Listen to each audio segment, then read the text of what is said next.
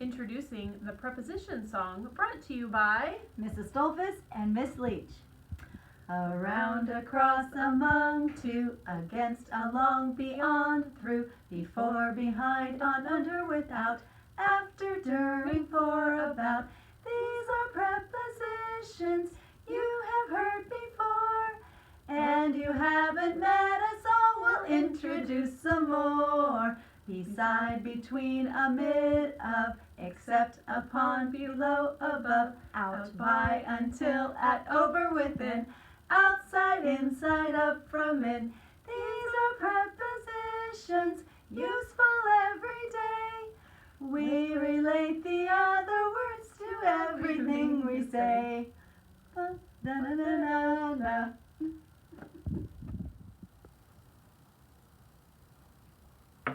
I bet you were sitting back giving them a round of applause for Miss Leach and Mrs. Stolfus. Didn't they do a great job singing that preposition song to us?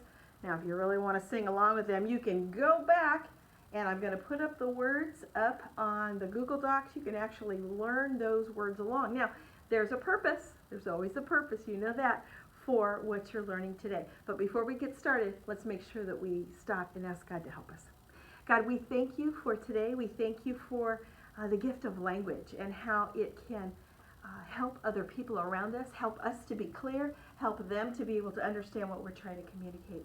And of course, what we mostly want to communicate is you, and what a loving, faithful, tremendous God that you are. So give us clarity of thought, give us purpose, and give us just a chance to be together. We love you and we praise you. In Jesus' name, amen. So if you didn't already pick it up, what we're talking about today are prepositions.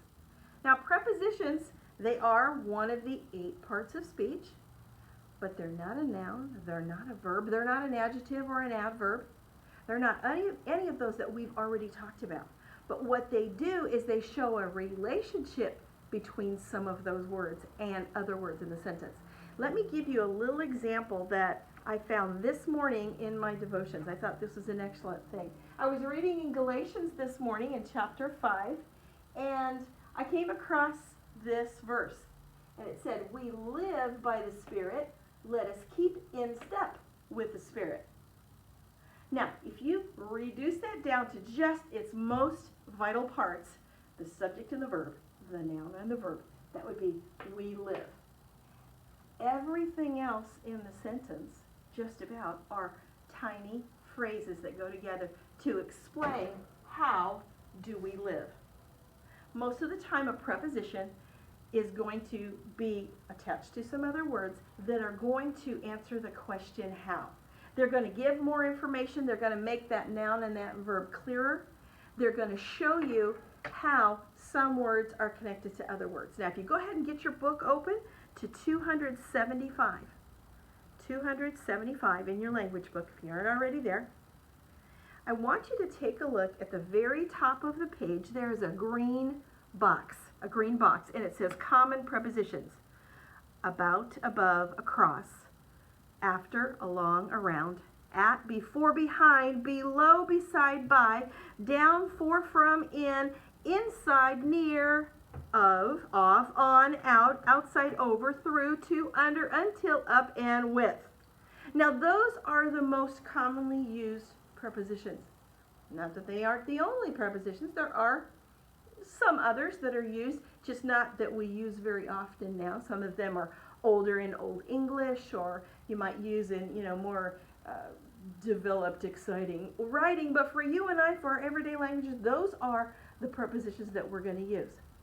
Now, I'm not asking you to memorize those at all, but I do want you to be familiar enough with them that you know them when you see them. Now, let me show you a little thing here. Okay, going back to this verse, if you'll notice, by is in the list. So by is a preposition. You'll notice that in is on the list. So in is a preposition. With is on the list. With is a preposition. Generally, what you want to do is you want to figure out those prepositions are never going to be by themselves. Think about it. If I said, we live by, obviously what's dangling out there is we live by what, or we live by who, or we live by how. You get the feeling that they're just dropping you off the canyon there and not giving you the whole sentence. So a preposition, never going to be alone. It's going to have a whole phrase with it. And for the next 3 days in language, we're going to be talking about the whole phrases. So even though we're going to add to it each day, let me tell you the 3 parts of a prepositional phrase. It's going to be like this. Generally, we're going to put some parentheses around them. The preposition's always going to be at the beginning, and there's always going to be a noun here at the end of the phrase, a prepositional phrase. The noun here at the end is going to be called the object. We'll talk about that a little bit more tomorrow. But the beginning is always going to start with a preposition, and the end is always going to be a noun. You may have a little adjective in the middle. We'll talk about that again tomorrow. Look down here. Here's a preposition, so it's got to be in a phrase, in, step. It's got to have a preposition at the beginning and a noun at the end. So it's at least going to have 2 words in the whole phrase. Oftentimes it'll have 3 and 4. Look here. We've got with, the spirit. Here's the preposition. Here's the object of the preposition, the noun at the end. And you go, gosh, I'm not sure I can remember all those. Well, I kind of like to think of it this way. Here, right over here, we've got my Eiffel Tower. And we've got Gigi and Fifi. Gigi and Fifi. Think about it. Gigi, let's see. Fifi right now is in the Eiffel Tower. Fifi is next to the Eiffel Tower. Anything that Gigi or Fifi can do to the Eiffel Tower is pretty much a preposition. Gigi can jump over it. She can toddle under it. They can tunnel under it, run around it, sit on it, go through it, be next to it, be near to it. Anything that the little Fifi dog or Gigi can do with the Eiffel Tower. Now, if you can't remember that, I always think of it too as the squirrel to the barrel. If you have a little squirrel, he's sitting on top of a barrel. Again, he can run around it, he can sit on it, he can be in it, he can tunnel under it, over it, next to it, by it, for it. Any of those kind of words are going to be prepositions.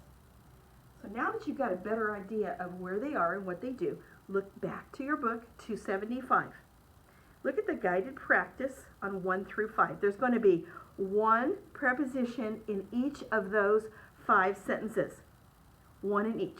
I'm going to give you just a couple of seconds, really, to go ahead and underline 1 preposition at the end of each one of those sentences. So you go ahead and do that, and we'll be back to you in just a second. All right, I'm popping back with you. Hopefully you have found all 5 of those in those 5 sentences. So number 1, I would imagine that you found over, because over is a preposition and over is in the green box. What is it over? It's over the oceans. Again, over is not going to ever be by itself. You would never say the lighthouses are built over. It gives you the impression there's something else that ought to be there. Well, something else should be there, a noun. Always going to be a noun at the end.